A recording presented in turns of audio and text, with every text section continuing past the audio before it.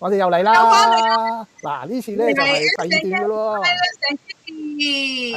今日嘅 topic 咧係乜嘢咧？就係我哋全球畜牧水產業係探討嘅 Part Two。係啦，嗱，係啦，佢係 Kitty，我係 Silas 啊，所以 SNK 冇錯啊，希望大家咧 SNK，大家記得 like and share 同埋訂閱我哋嘅頻道啊！我哋會有好多關於營養啊、身體嘅問題啊、各樣自然療法啊，會同大家分享嘅。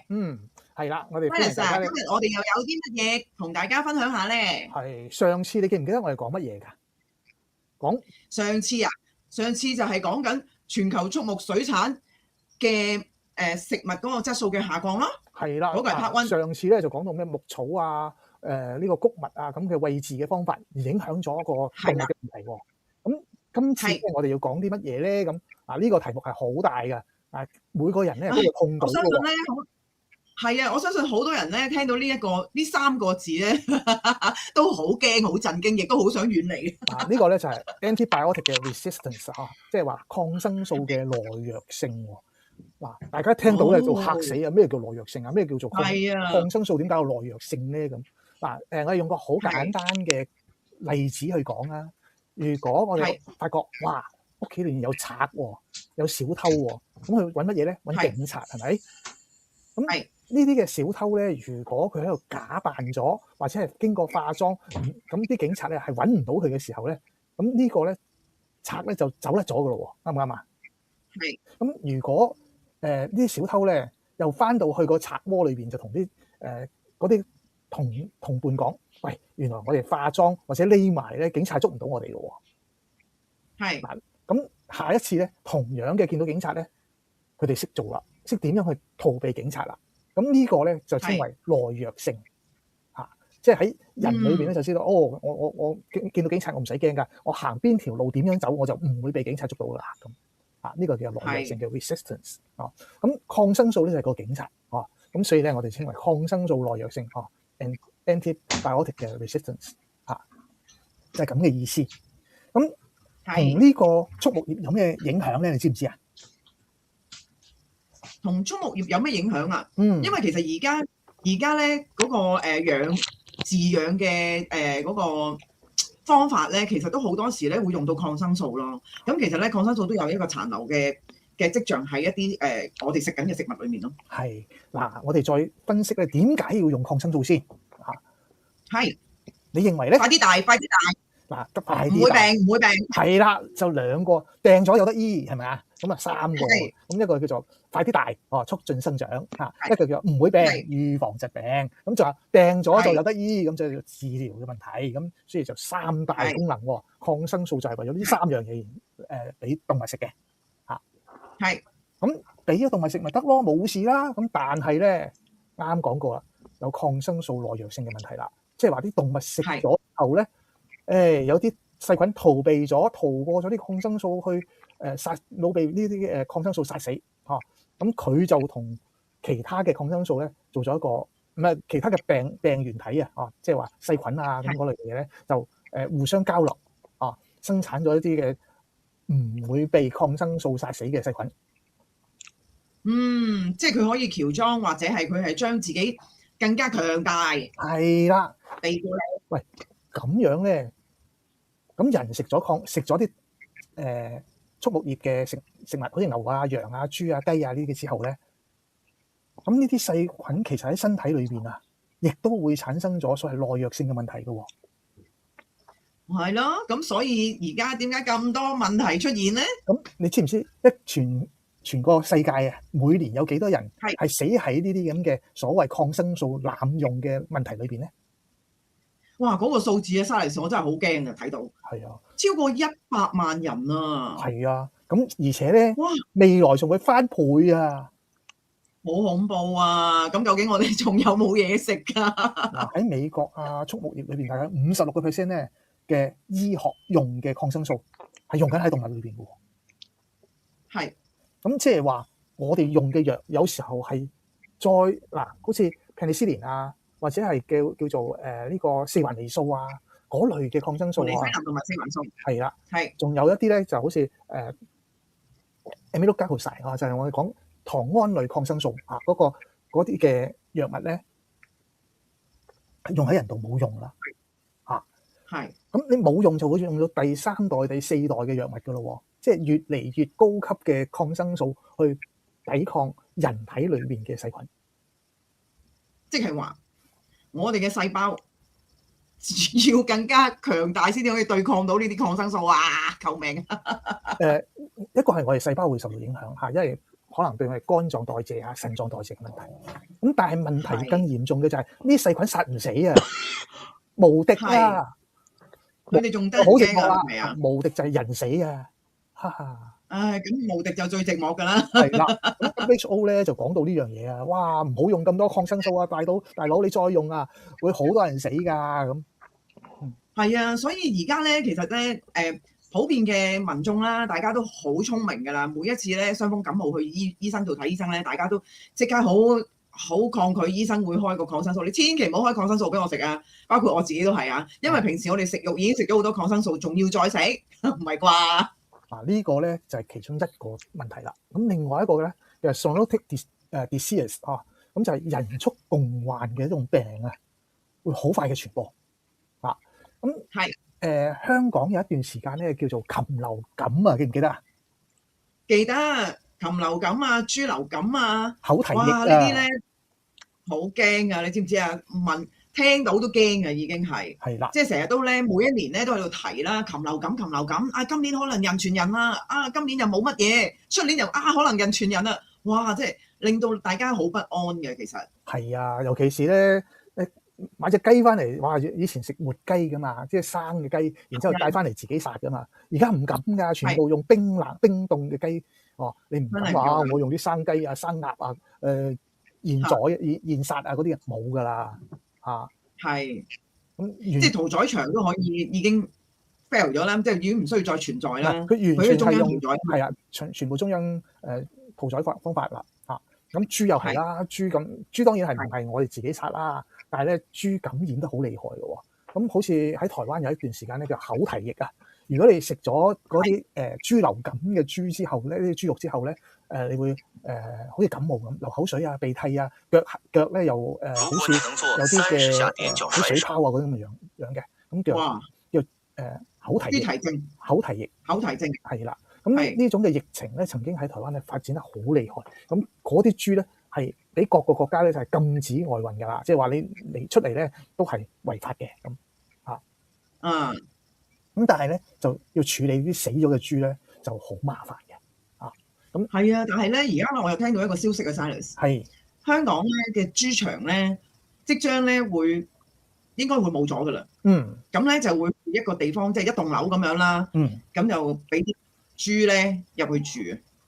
咁我就拗頭啦。我同啲朋友傾開偈，我就話吓，咁有病咪好大鑊咯。係啦，嗱呢種狀況咧就叫做密集式養殖業啊。咁呢個越密集嘅狀況裏邊有一隻豬出問題咧，你就成個地方都係㗎啦。呢啲咧就會用咗大量嘅抗生素。所以今日哇問乜嘢講咁複雜嘅嘢咧？咁其實我哋自己要了解㗎。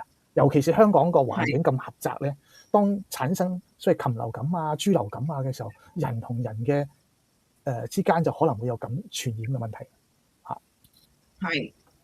咁到咗美國裏邊亦都有一個事情，話英國早期啊，即係喺1980年代嘅時候，你有冇記得一件事情叫做狂牛症啊？瘋牛症係啊，狂牛症或者叫瘋牛症啊，咁佢會喺個腦細胞裏邊變成一種好似棉質嘅蛋白質嚇，咁食咗佢之後咧，佢會使到人嘅蛋白質咧，亦都會變成咗啲棉質嘅蛋白質咧喺個腦嗰度喎，咁變成咗好似白痴咁嚇，咁呢啲係狂牛症。嗰個咩蛋白質話可唔可以講多次啊？嗰個叫好似棉花狀嘅蛋白質啊，即係蛋白質嘅變形咧，有好多種嘅。咁但係佢嗰種咧就會使到我大腦裏邊嘅記憶力下降啊，或者係腦變成咗個棉花咁樣嘅狀況。哇！咁甚至會導致死亡嘅。呢個叫狂牛症嚇。係。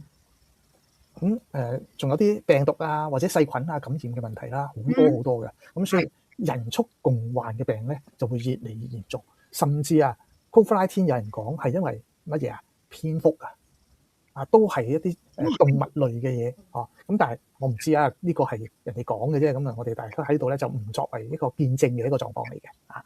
係都有講蝙蝠啦，同埋嗰個叫做咩啊？果子狸果子狸係啦，即係講呢兩樣嘅。係，但係冇乜證據顯示係即係真實啦呢樣嘢，只係以訛傳訛啦，大家。係啦，咁我哋主要嘅目的咧，仍然係講翻抗生素喎。除咗抗生素之外咧，就係類固醇呢樣嘢嚇。咁類固醇你就知啦，從1950年代咧到2000年嘅時候咧，用類固醇係非常多嘅嚇。咁類固醇對人嘅內分泌咧好有影響。我記得我細個嘅時候咧，大家話唔好食咁多雞啊，尤其是雞頸啊，知唔知點解啊？係，因為雞頸嗰位係咪我哋打針㗎？係啦，就係打類固醇針嚇。咁打咗類固醇，而家都有啲人話雞翼都唔食得喎。我唔知啊，但係嗰陣時啊，好明顯嘅嚇。咁嗰個類固醇咧係會引起女仔嘅發育期改變嘅喎嚇。咁甚至對男性嘅性荷爾蒙影響都有可能嘅嚇。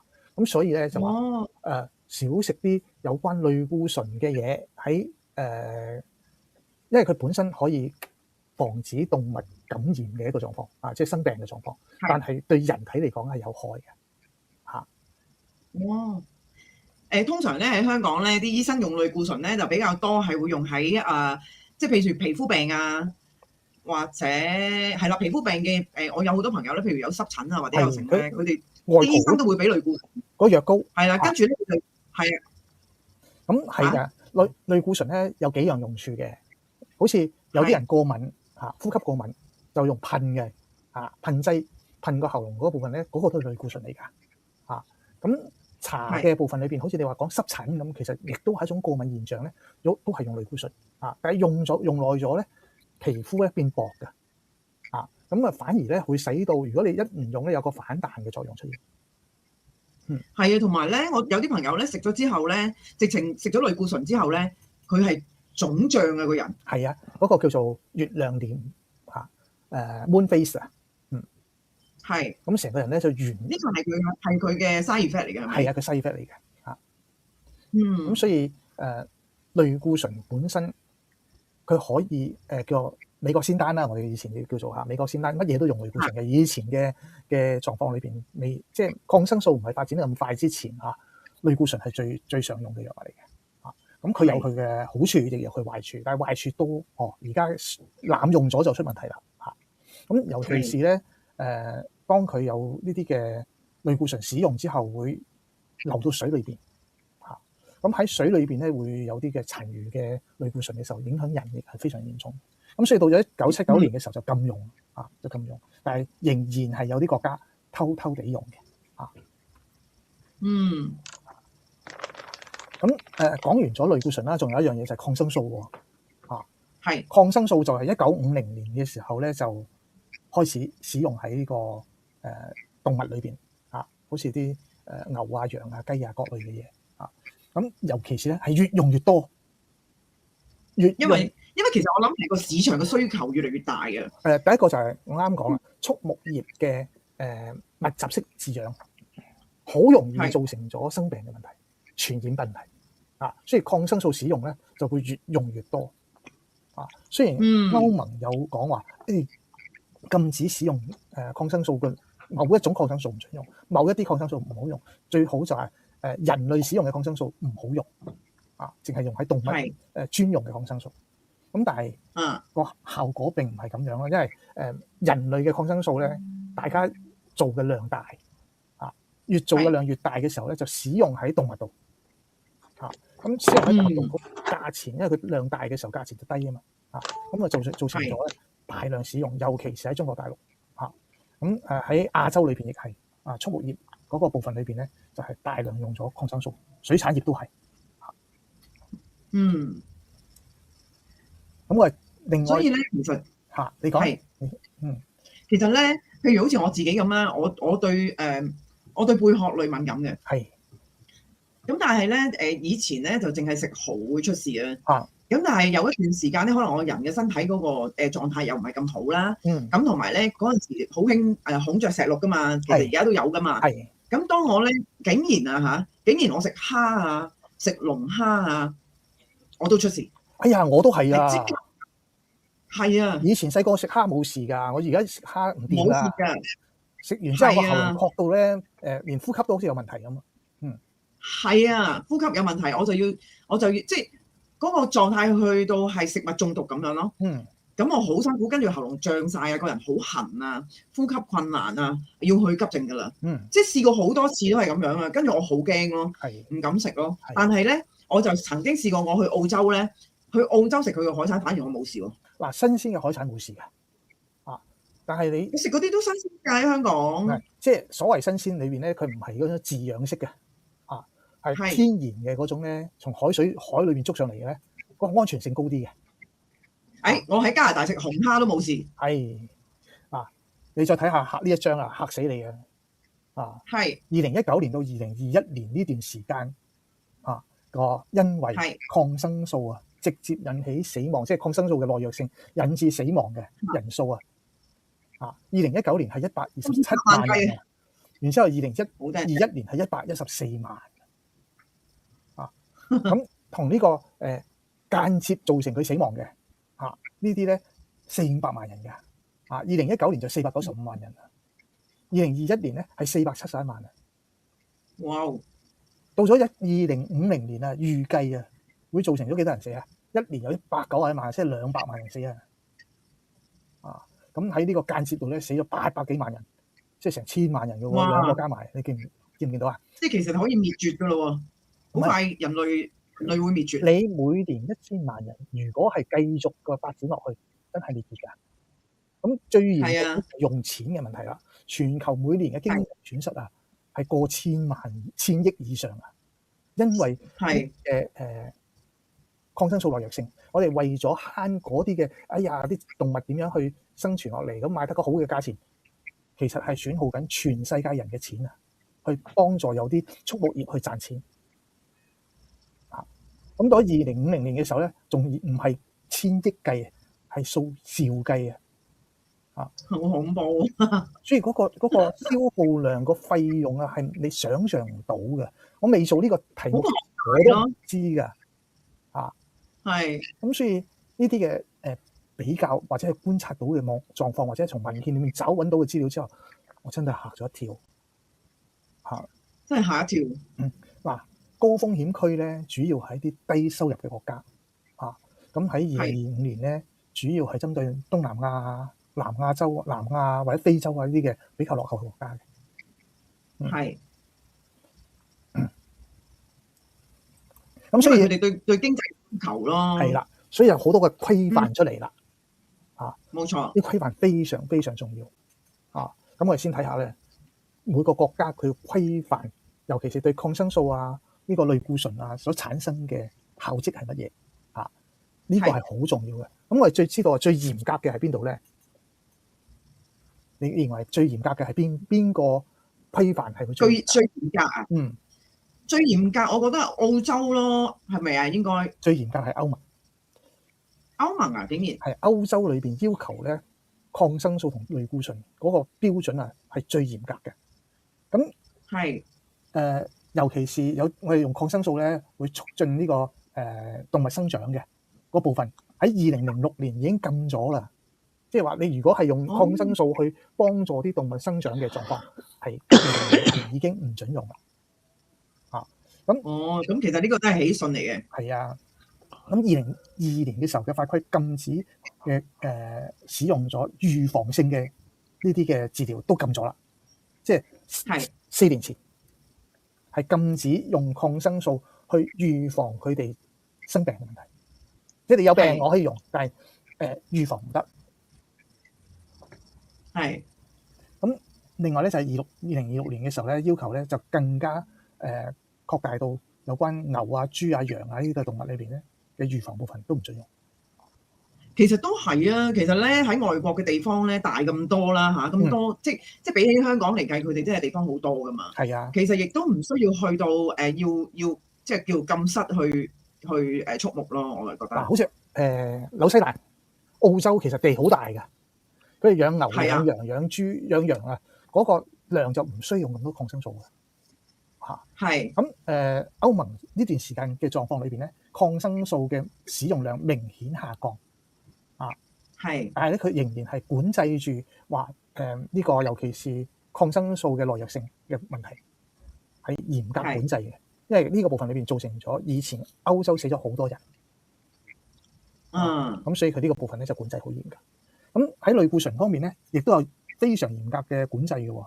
咁甚至到2023年起咧，係禁止進入有用類固醇作為生長促進劑嘅呢啲嘅動物嘅肉食類嘅嘢都唔准入嚟。所以歐盟非常嚴格係去實施呢樣嘢，因為類固醇其實係1979年就禁止用啦。到咗2023年仍然有國家用緊。係。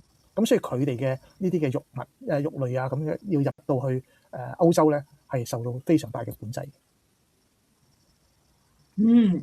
其實咧聽到咁樣咧，真係好開心嘅，起碼都有啲嘢揀下。係啦，有得揀㗎。咁嗱，2017年嘅時候，美國都開始啊。嗱，人哋咧係2006年啊，隔咗11年之後，美國就開始啦。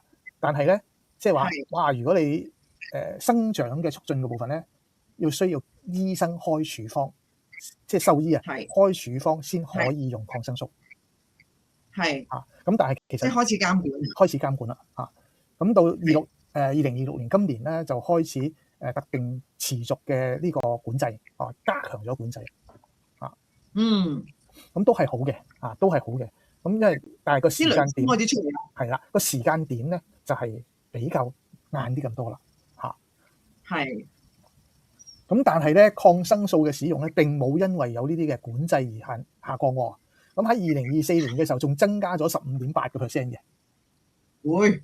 咁即係話，除咗呢3個國家嚇，歐盟啦，即係歐盟啦、美國啦同埋澳洲咧，都係叫做仲有其他嘅國家會去使用咯。係啦，即係有啲國家雖然有定法，但係佢哋唔去執行，甚至係放縱咁嘅狀況，咁啊造成咗咧呢啲嘅抗生素使用咧係越嚟越高嘅。或者係入到人哋嘅國家裏邊嘅嘢咧，其實係會影響到人哋個國家裏邊嘅呢個抗生素耐藥性嘅問題。類固醇部分咧，美國都做得好好嘅。咁佢嗰個殘留率係有降低嘅。喺公眾風險上邊咧，亦都有改善嘅狀況。咁我哋睇下澳洲啦。澳洲其實1970年嘅時候咧，對呢個生長促進劑咧有禁止嘅。就好早啊，仲早過歐盟20幾年、24年。咁對醫生獸醫嘅處方方面，亦係非常嚴格要求。對預防或者治療方面，因為佢講過澳洲嘅地好大，佢根本唔需要抗生素去處理嘅。嗰啲放牛啊、放羊嗰啲就好大嘅地方可以用。咁所以咧使用量非常低對抗生素方面。但係管制監督方面咧，亦都係好強嘅。對呢個抗生素嘅呢個耐藥性方面亦都係要求好比較嚴格啲咯。咁類固醇就更加唔使講啦，你唔使自用，係禁止嘅直情。當你係殘留呢啲嘢咧，係唔準出口嘅。出口入口都唔準。你即係有類固醇嘅影跡喺呢啲嘅肉品裏邊咧，你出口入口都唔可以。所以後邊咧係啦。咁加拿大就真係隨心所欲喎。咁2017年之後咧就話禁止用喺呢個生長促進劑裏邊啦。咁但係咧獸醫準就準啦。咁所以佢嗰個限制並唔係咁 OK 嘅。即係唔能夠有對用量有效控制啦。咁但係佢個監管嘅部分咧都得嘅。監測嗰個所謂抗生素耐藥性嘅部分都 OK 嘅。咁類固醇都叫做好啲啦，都嚴格管制嘅。咁但係中國大陸就比較差啲啦。翻到嚟亞洲啦，啱從歐洲到美洲到亞洲啦。亞洲喺2019年嘅時候咧，先開始中國大陸先開始話唔好用喺呢個生長促進裏邊咁2020年嘅時候咧就話抗生素唔可以用喺混合治療一齊餵。但係咧使用量好高。即係抗生素使用量非常非常高，抗藥性亦非常嚴重，所以我話喺中國大陸裏邊炎症嘅人特別多，然之後耐藥性嘅問題亦係越嚟越嚴重。所以喺治療上咧就好多人用藥嘅時候就死亡。類固醇都係一樣啊，類固醇都係冇辦法去管制啊，好多國好多地方咧都係偷偷用緊啊，即係管制無效。咁翻睇日本啦，啊，日本就好早就禁止用呢個生長促進劑啦，嚇，或者係呢個用唔單止係用處方都唔得啊，嗰個監管嘅部分、監控嘅部分係非常非常嚴格嚇。2026年咧就更加更新咗呢個部分添啊，所以整個嘅對於抗生素嘅呢個耐藥性部分監控咧係喺亞洲算係最強嘅嚇。係。咁另外咧就係類固醇啦，類固醇又係唔準用啦，2026年嘅完全禁止使用添。咁喺呢個部分裏邊就係實施咗非常嚴格，而且屬於差唔多叫全球性最嚴格嘅地方嚟嘅類固醇嘅部分。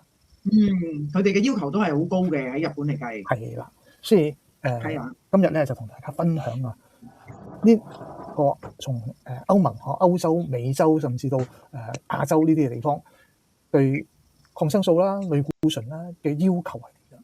咁同時咧，亦都係要防止我哋本身自己啊，唔好受到抗生素耐藥性嘅影響，而造成咗咧好大嘅損失。所以冇錯。今日咁我哋今日咧條片咧就去到呢度啦，係咪啊 Silas？係啊，我哋下個禮拜咧會講另外一個狀況啊。係啦，我哋咧下一條片咧就係 Part 3。咁咧歡迎大家將我哋條片 like and share 同埋訂閱我哋嘅頻道。如果大家有興趣對營養、對自然療法有興趣嘅朋友咧，可以多多支持我哋嘅頻道。我哋係 S&K， 甚至咧你哋可以多啲留言咧，希望我哋做啲乜嘢啊，或者係喺呢個題目裏邊有咩嘅意見啊，都可以提供俾我哋。係啊，大家可以留言啊，記得有啲乜嘢想知嘅或者想我哋去講嘅 topic 咧，都可以通知我哋嘅。係啦，我哋下一條片見。好，拜拜。我哋會帶俾大家更加多健康嘅知識㗎。係啊，我哋會繼續努力嘅。今日就到呢度啦，拜拜。